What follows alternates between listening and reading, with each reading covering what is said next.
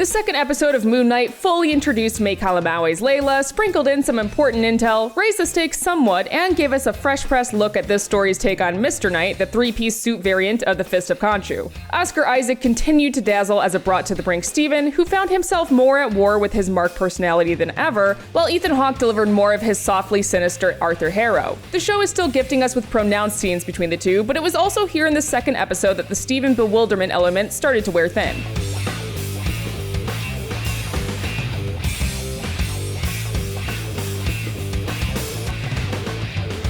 Steven's confusion helped last week's premiere episode crackle with slapstick mystery. Now, as the puzzle pieces begin to fall into place more, his utter delirium's feeling like an anchor holding the show back. Granted, we still aren't being given the entire mosaic, since Mark never feels like clearly explaining everything to Steven, but questions are building up at an alarming rate, and episode 2 only let a little air out of the balloon answer-wise. Even at only 6 episodes, a show can dawdle when it should dash.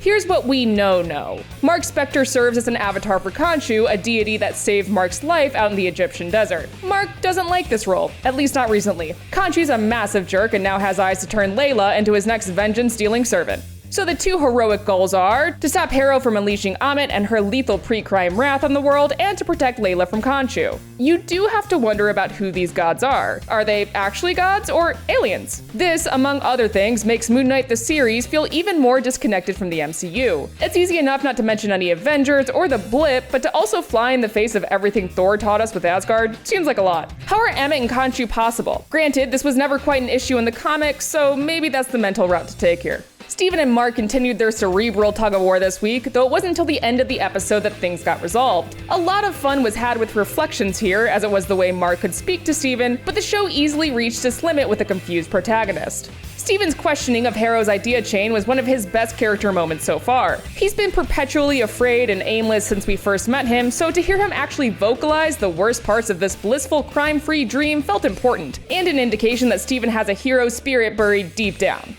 Layla as a character doesn't feel settled in on the series just yet, since she entered the mix as yet another character designed to confound Steven. She was also immediately flummoxed, thinking that Steven was just a cover that Mark was using, so it certainly feels like she'll resonate better when all the cards are on the table and she gets to interact with the world she knows. Things came to a thrilling head at the end though, when Steven, not Mark, called upon the Moon Knight suit and did battle with Ammit's monster.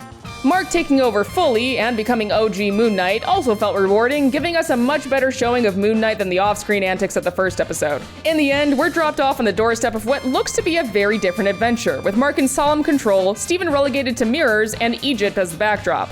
Episode 2 was good, but it definitely pushed Steven's perplexity about as far as it could go. Moon Knight's second outing had action, intrigue, and more great stuff between Oscar Isaac and Ethan Hawke. It brought the conflict between Mark and Steven to a head, for now, though it also got bogged down slightly by the confused use of Steven's ignorance and befuddlement as an initial obstacle. It felt like the second half of a two-parter, setting us up for a different dynamic going forward on a path that hopefully provides more context and backstory.